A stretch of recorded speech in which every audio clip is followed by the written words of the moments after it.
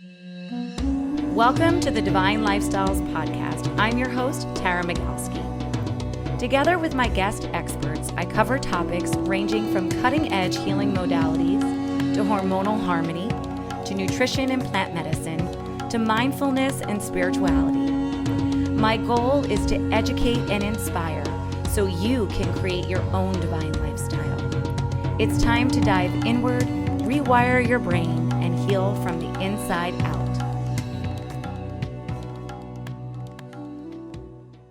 Hey, beautiful soul fam. Please join Divine Lifestyles for a transformative and empowering women's healing retreat, October 16th through 22nd in Mexico. It's going to be a 6-night, 7-day experience that is designed to uplift your spirit, help you transcend trauma, and lead you towards a life of a renewed freedom and empowerment. Nestled in a serene and tranquil oasis, this amazing property in Cien Can provides the perfect sanctuary for you to nurture your body and embark on a journey of self-discovery, renewal, and of course, rejuvenation. Learn more at divinelifestyles.com/transcendence. Welcome to the Divine Lifestyles Podcast. I am your host, Tara Magalski, and today I am joined by Phil Kreutzer. Phil is an intuitive guide, nervous system specialist, and energy integration coach with a passion for supporting people in awakening to their infinite potential. He has developed an original approach which draws on somatic experiencing, mindfulness, breathwork, and all these other amazing practices to help clients heal from their trauma, integrate energetic blocks, access their intuition, which we're going to dive in more, and connect with a higher intelligence. Phil is the founder of Delivering Divinity. You get it? Divine Lifestyles, Divinity. Phil, we're aligned. Oh, yeah. And this is his cohort that is a program that guides people in clearing their channels and opening up their flow and living in divine alignment. So we are very much aligned. So thank you so much, Phil, for being here today. Oh, yeah. I'm super excited to drop in with you. Thank you for having me. Yes. And Phil actually found me from interviewing another one of our mutual friends, but Phil has really interesting work. So I want to just learn a little bit about what led you to doing this work that you are sharing with the world today. Yeah. Thank you. So I'm one of those that was living a super misaligned path, living a very small existence, fear, anxiety, kind of running my life. And it wasn't until really I kind of had some catalysts in my life that were almost like rock bottom moments, deep heartbreak. But that deep heartbreak was an invitation to deep clarity, because deep pain is deep clarity. And so it really got to a point for me where that was a key catalyst, but also it got to the point where, nothing was going to change until the pain of inaction outweighed the cost or risk of taking action. And so finally that balance tipped, and I was ready to, follow my heart into the unknown, knowing that the path I was on was not the path. So in doing that, I reclaimed a lot of my power right away. I left my company. I booked a one-way ticket to India and set off on a number of years of solo international travel and self-discovery, which led me to healing and really exploring any healing path, any spiritual path that felt aligned and was calling my name. And so after years of that, I launched a coaching practice. And so guiding other people in coming into divine alignment. And I do that through, the modalities that I've incorporated into my unique approach, which is definitely somatic based, working with the energy of the body, because everything is energy. And our outer world is just a reflection of our inner world. And so if we're not happy with our outer world, there's some kind of energetic misalignment. And that's where I focus my work. I love that. I want to hear a little bit more about your travels. Tell us about where you went to India, where in India. Just tell us some more amazing stories about that time in your life. Totally. Yeah, that was a beautiful chapter. So much freedom to just flow. And there was a number of things that I wanted to address within myself. So I set off, kind of with a one-way ticket, but I already kind of pre-booked some different retreats and started with India. I did a Vipassana in India. I did some bhakti yoga work there in India as well. So I went to Vrindavan, which is the Hare Krishna capital of the world. I went to Dharamsala, where the Dalai Lama's based in exile. And I did my rounds, and then I did my yoga teacher training in Bali, tantric retreat in Thailand. All those kinds of things that are like just exposing me to different modalities, different things in my life, things that I wanted to heal, but also a time of just great freedom to just like leave my identity at home and all the expectations of who people think I am. And I get to go out and kind of ride the waves and get to be whoever I feel inspired to be in that moment, because no one knows me. And that's one of the big blessings of solo travel, is just the magic of the unknown, but the magic of just being able to be free and to reinvent yourself as you feel inspired to do. I find that when you're doing the solo travels, I just came back from a solo trip in Chichen Itza. My husband left me December 1st, and it was so lovely. I was able to do some Kundalini prenatal training, and I feel that you can kind of tap into your flow state much easier, right? Or your intuition when you're traveling solo. Mm-hmm. Right? It's so much easier to just be like, oh, we're going to go over here today. We're going to do this. So tell me a little bit about one. I really want to know about the teacher training in Bali, because that's where my intuition is pointing me, is to yoga teacher training in Bali. So tell us a little bit more about that certification. Yeah, that certification, anytime you do a 300-hour training for yoga, it's a deep dive in your own personal work. And so for me, that's what it was. I wasn't really intending to teach. I was just kind of wanting to learn more about yoga. Yoga had been a big part of my life. And so, that's a journey of self-discovery, going inward for sure. Anytime you do a 300-hour, whether it's an intensive or a drawn out like 6-month deal that you do over the weekends. But Bali in particular is a very unique place on the earth. You got, the largest Muslim country in the world, and yet Bali is this kind of oasis of this island, very mystical Hindu. So you mix all of the kind of mysticism from island cultures of like New Zealand and Samoa, all the Pacific Islanders, and then also bring in Hinduism, and then on a volcanic island, and you have this really interesting vortex of a lot of unique things coming together. And so it's one of my favorite places on earth. So if you're going to do it, you might as well do it in Bali. Yeah, I was planning on going to maybe India, but it seems like Bali keeps coming up for me. So as you know, when you get that pull, you just have to follow it. So let's dive a little bit more into your work. Yeah. So what does your method delivering divinity consist of exactly? Like, what does a session like you look like? Yeah. So just fundamentally, we're taking the complexity out of self-development and understanding that our nervous system is an ingeniously architected machine full of all these complex processes, but governed by the foundational program of homeostasis. The nervous system homeostates. That's what it does. That's its zone of genius. And so understanding that homeostasis is the law and it's always wanting to happen. So why aren't we perfectly in equilibrium? Why are we distorted? Why is all this stuff kind of throwing a monkey wrench in our life? Well, number one, when we come into this world, we come in as inspiration personified. We come in as clear channels, just flowing however we feel inspired to do.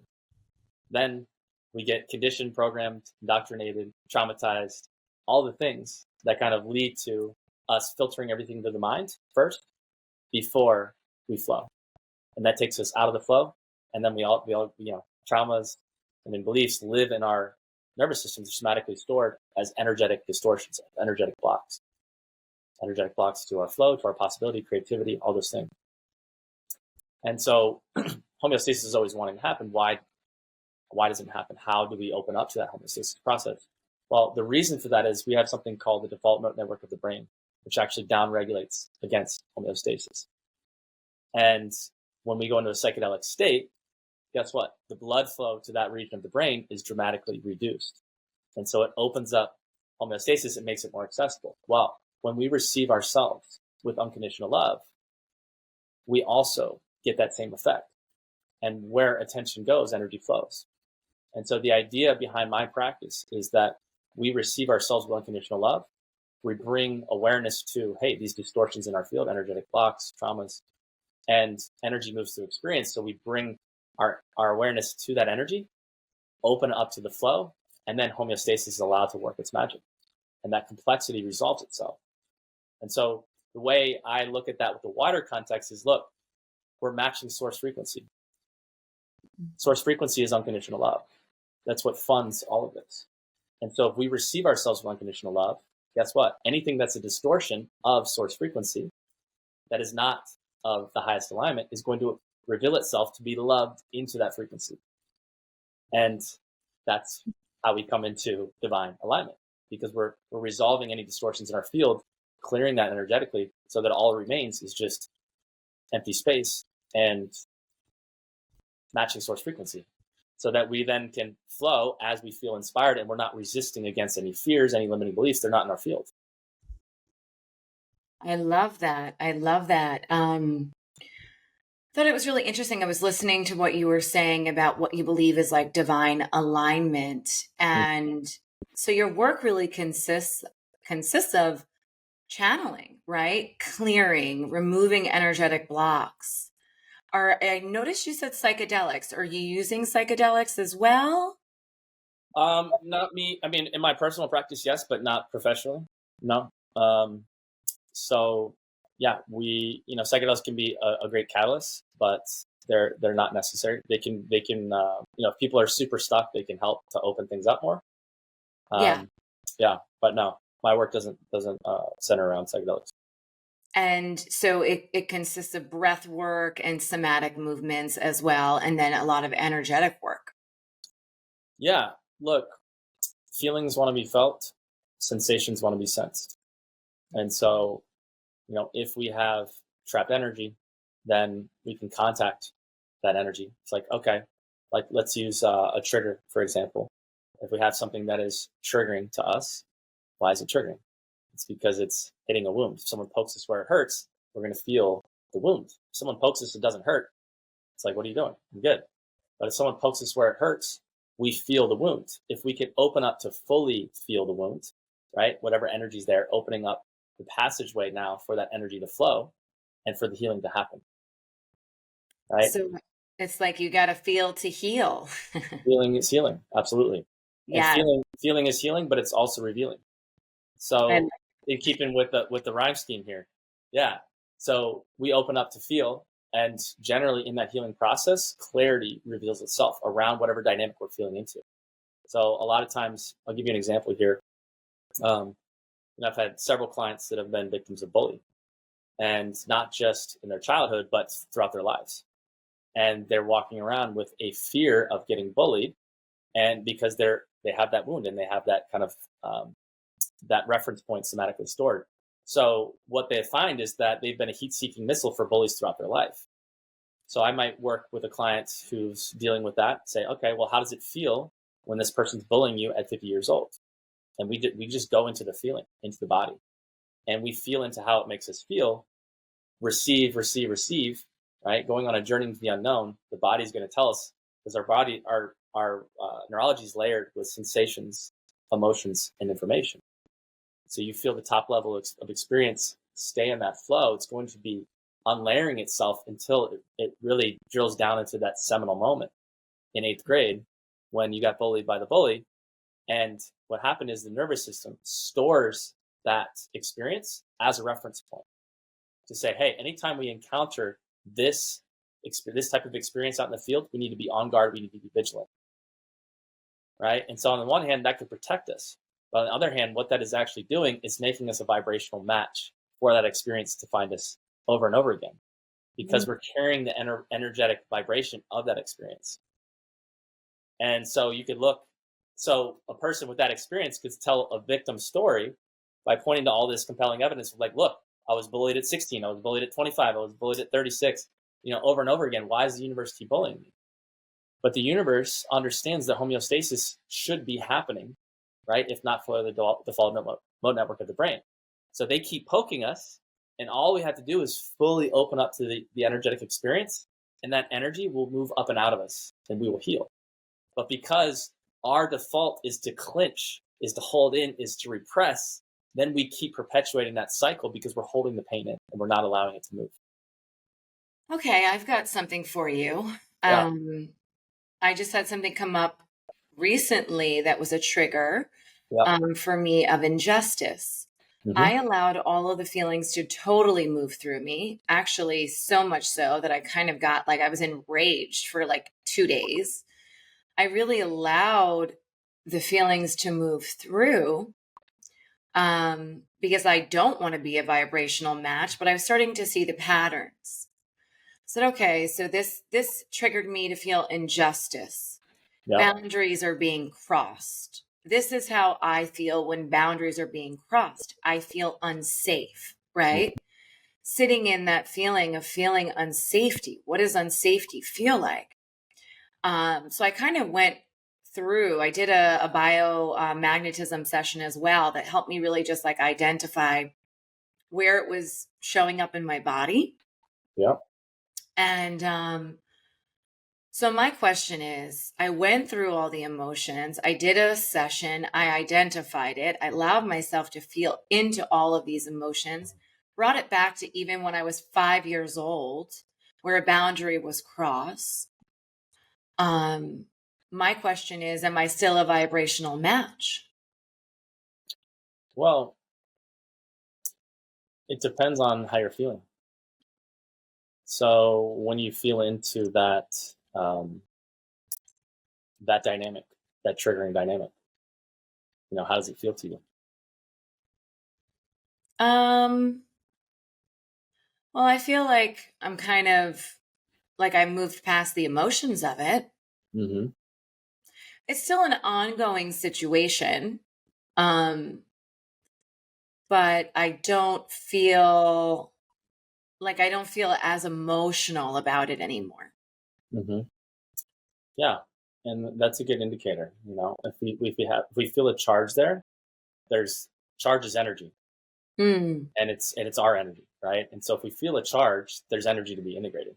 This period. If we feel a fear, there's energy to be integrated, right? Because all fear is a fear of feeling. And Mm. so we can feel into some possibility, some kind of trigger. And it's like, how do you feel to that? Do you feel an energetic charge? That's And a that'll good tell you. one. And it's just math. Is it there? Okay. There's something that's wanting to be received, because charge is energy. It's wanting to be felt. It's concentrated. So where do you feel it in your body? And bring awareness to where you feel it in the body, and then just breathe with it and allow it to be, accept it as it is. And that's opening up you to the flow, and stay present and available to the flow, because it is unfolding. It's not just that general kind of, it's not like a one layer of experience that's all it is. No, stay open and available to the flow, give it grace and space so that it can unfold. And maybe then you go on a journey throughout the body, and our body will guide us. Maybe then feel like a lump in the throat, pit in the stomach, tightness in the chest, tingling, anything, emotion, a wave of emotion. It's all welcome, because energy is always wanting to integrate in the direction of homeostasis and harmony. I love it. I've got an exciting offer for all of my listeners. The free Divine Daily Practices video series. Get simple practices to release anxious thoughts, sharpen your intuition, and rewire your nervous system in less than 10 minutes a day. Come on over to my website at divinelifestyles.com/divine daily practices. And over the next week, you'll receive a complimentary self-care system to drop into your authentic self and activate your divine intuitive wisdom. I hope you enjoy. So When you say flow state, you don't believe it's not the same as divine alignment, right? Flow state is a state in which you access by clearing the body, the channel, correct? Well, flow is the universe is flow. God is flow. Flow is energy, right? And how do we experience reality? It's an energetic experience. The present moment is where we experience the flow. You could also say the present moment is the flow. Mm. And so how present are we? How connected are we to that energetic flow? And generally, the mind is the point of disconnection. And if we're in our minds, we're disconnected from the flow. We're in future, in past. And so we experience the flow, the moment, God, through our direct experience, feelings, sensing, the breath. And so the more present we become, the more connected to all there is that we are. I love that. I'm putting together a master class, a free challenge called The Power of Presence. So we'll talk offline about that. Your work be lovely to have there. Yeah, sure. I'd love to. But tell us a few tips for people who are listening of ways in which you help to clear your channel. Yeah. Very simply, it's coming into the moment. And so dissolving resistance to the moment. And because the moment is always available, it's allowing the moment to reveal itself to you. Right. And so breathing and noticing what is true of my experience. And can I accept it unconditionally? Mm. And you'll notice, ooh, I didn't realize, right, that I was holding tension here. I didn't realize that I had this buried emotion here. Right. The more we just kind of allow the moment, the more the moment will meet us. And it's a direct correlation. How the proportion to which we open up the moment is the direction, the proportion of how much moment becomes available to us. So it's a very, I wouldn't say passive. It is an allowing, it is a receiving, but it's a receiving with curiosity. And when we receive with curiosity, that's really opening our channel, right? Opening our channel to the felt experience of now, which is how we access infinite intelligence, God, inspiration, clarity, creativity, all the things. Mm. I love that.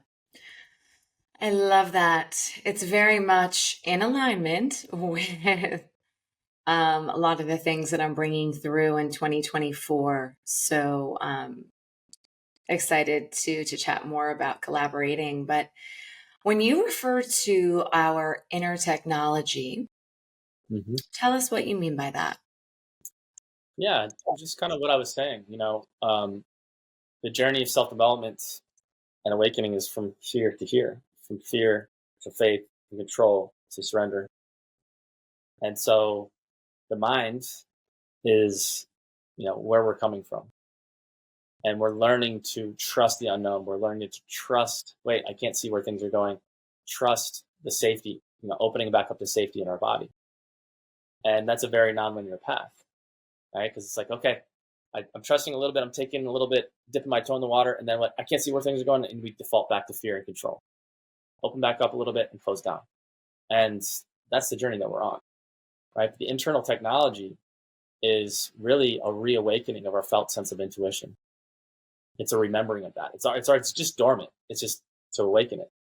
And so as we awaken it, we start to intuitively remember how to navigate flow, intuitively remember how to tune in. And that just keeps snowballing, because the more awareness, the more intuition we bring online, the more equipped we are to navigate bringing more of it online. And so it just kind of builds on itself.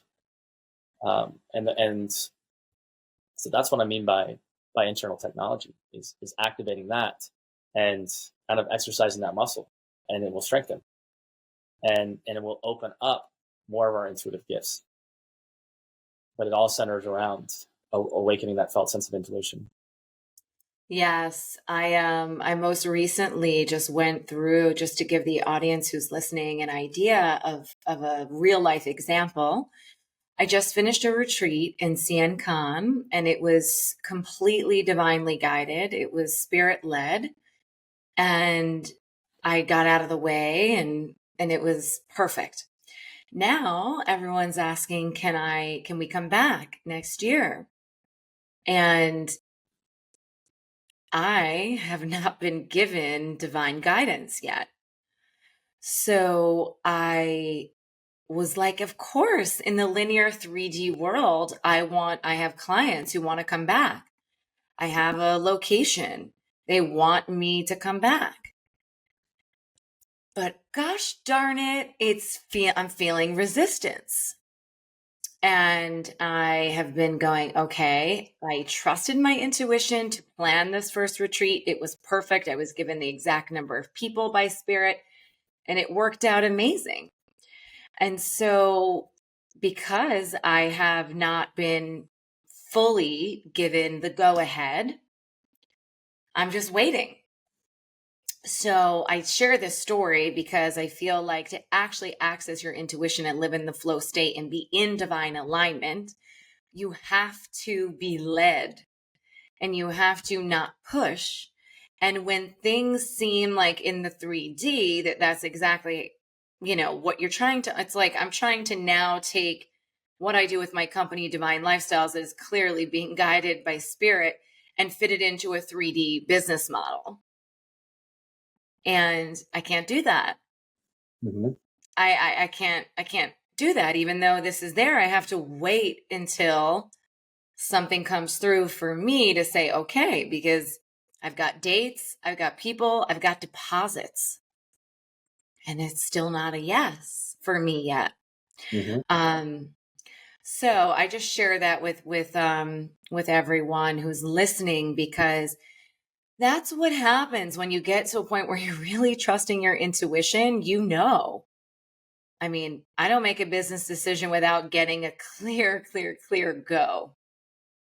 So do you have any stories like that you'd like to share? Let's see. It's that's a challenge that a lot of people face, is that we're going from here to here, and we are shifting from that kind of 3D into something else. And so what can put us back in that kind of fear of control is like, wait, but how am I going to make money? What am I going to do? And what I teach is inspiration is divine guidance. And so people experience that in different ways, but energetically, like if we feel inspired to do something, there's energetic funding there. And that inspiration is really an intelligent current of potential energy. And you can think of it as synchronicity itself, right? So if we are riding that wave of inspiration, it is because we're going to be supported not only through energetic funding, like we're going to feel energy, like excitement to do the thing, but we're also going to be guided through synchronicity, right? In the right place at the right time. And it's learning to create the space for us to like follow that wave of inspiration into the unknown. There's a lot of us like, wait, I got to know how it's going to turn out. And that's where the most miraculous path resides, is in that aligned action to the unknown. And because we're going to have to overcome a lot of fears, limiting beliefs, wait, I can't see where it's going, to really manifest that. Yeah, it's interesting. I'll share this just because I'd love to have it recorded so that I can look back to this very day. My intuition is telling me I'm going to be pregnant, Mm-hmm. and that is why the resistance is coming through my body.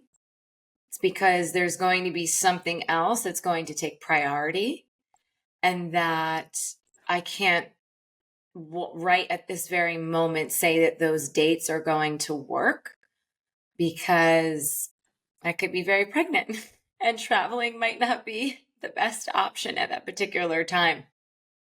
That's just the guidance I've been getting, because I've been feeling into, what is the resistance? What is this resistance?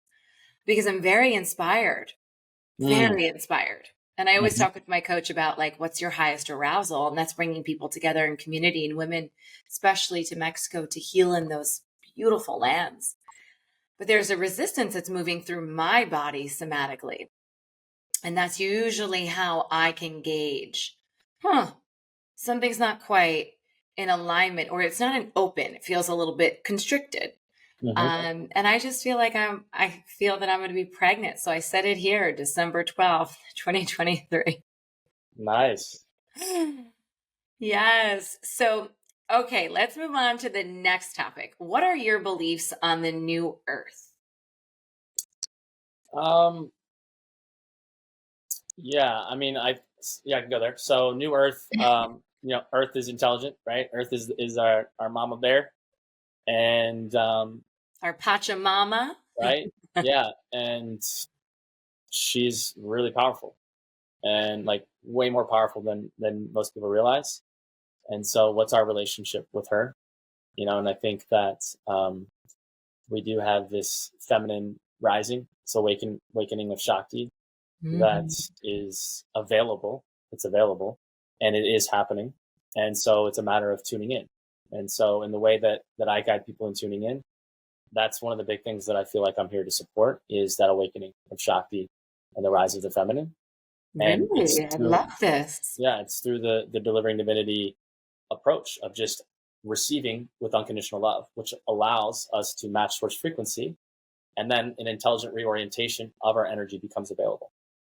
And we can learn to live in flow and trust the flow as the 3D world kind of crumbles. And as the 3D world becomes increasingly complex, our trust in legacy institutions and authorities completely goes by the wayside. And then the world looks like it's spinning around. The only thing that we're going to be able to trust and rely on is that internal technology and the connection to Earth, the connection to each other that are open and in those frequencies of understanding, like, look, the true devotion is to what is wanting to make manifest in this moment through us. And so that's the new Earth, paradigm for me and the unity consciousness are one and the same. So aligned, Phil, so aligned. I just had Richard Lermont, my dear friend. I just had him on the podcast. So if anyone listening wants to head over to Spotify or Apple, I just did an episode called The Medicine Within. And this is exactly what we talked about, where we're heading into. And it's all already starting, but even more so as we head into 2024. And the other thing that you said that is so aligned is that I'm at the same place with the work that I'm bringing into the world where it is a co-creation with the cosmos, and it is what needs to move through me during this season at this time. And I just love that you said that, because that is what I believe is the new way of doing business, right? They always say, like, when there is alignment, there's a enrollment. Yeah. And it's like, I really firmly believe, like, we used to bang our heads against the computers, right? How do I write this marketing copy? How do I do this Facebook ad, right? And you know what I did for my retreat? I did a little bit of all of the marketing, but I sat in meditation and prayer and said, I believe that all of the vibrational matches of the women that are supposed to be at the retreat will be there. And then it's going to be 11. Okay. Yeah. We don't need to market anymore. It's 11. We're full. Right. But what needs to happen for that all to work? Like, you got to be, first of all, you got to be really honest with yourself. Yeah. Because we can think we're in alignment and we can, like, right, allow distortion to come in there. But if it's true alignment, yes, then it is wanting to make manifest. And so the alignment enrollment thing is like, yeah, if there's alignment, then there's also alignment, right? If there's alignment, I should do this retreat, there's also alignment that there's 11 people. If you are really true, and that is the authentic desire, is wanting to make manifest through you. But we can get hung up there and think that we're there and then, like, wonder why it doesn't go through. Or we can be not fully believing in it. We can allow the fear to distort things and water it down and take us out of it. And that's the matter of energy integration. All of it is, actually. Energy integration allows us to come into true alignment, and then energy integration allows us to also come into the outer true alignment, where the fears, the limiting beliefs don't come and distort, or block the kind of downstream flow and manifestation of the inspiration. You follow me on that? I do. Yeah. I love it. I just worked 6 months with my coach, and yeah, it was a lot of really trying to, it was called I Am the Channel. Mm, What needs to move through me and what is in the way of allowing that to be a full expression? Where mm, is my highest arousal?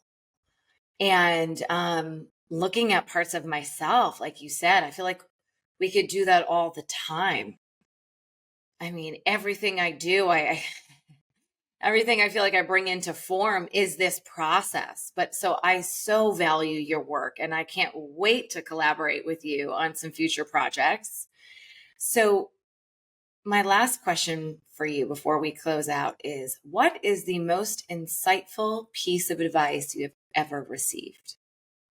I don't know that it was one piece of advice, but what I will say is that I had a mentor who showed me the way, and not by anything they said, but I will by a lot of what they said, but also, but just the way they were, the way they Mm, be in this world, and it showed me what was possible, and what that was that this person is unbelievable in unbelievably integrated and embodied, like genius, like absolute just genius.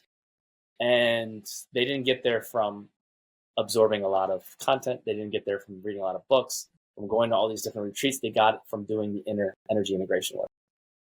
And mm, so that was really kind of illuminating to me, like, okay, that's the path. And and so that's why I focus my energy and work on where I do, is because that piece of embodied really way showing, but you could say that it's advice, like powerful advice. Um, Embodied way showing, I would say, was the most impactful thing, single most impactful thing for me. I love that. And where can people find you online and learn more about your work? Yeah. So my Instagram, I also have a free Facebook group called Delivering Divinity, where I do weekly live streams, put out a lot of good content. It's for divinely aligned, seekers, empaths, intuitives, spiritual entrepreneurs, coaches, and light workers. And it's really to ground in this kind of new earth paradigm, and also give you the codes to do your own energy integration work. So that is called Delivering Divinity. And I think we got the links here for you guys, right? Yeah. Mhm. So you can click the links. Tara's gonna give you the goods. Yes, all of your goodness will be in the show notes. So thank you so much for being with us today, and keep sharing your gifts and your light with the world. Awesome. Thank you so much for having me, Tara. Thank you for listening to this episode of Divine Lifestyles Podcast. Don't forget to subscribe, rate, and review us wherever you get your episodes. If you really loved this episode, screenshot it and share it on social media. It will help us to continue to make an impact. With gratitude and love always, keep illuminating your path.